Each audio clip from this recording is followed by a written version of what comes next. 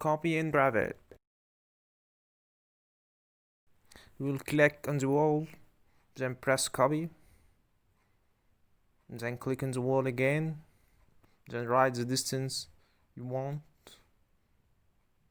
You should add the wall thickness to the clear length you want.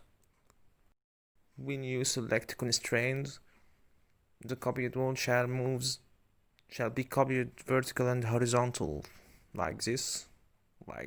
It moves vertical and horizontal.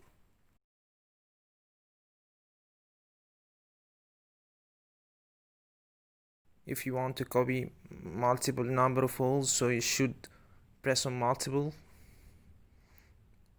then write the distance, again write the distance.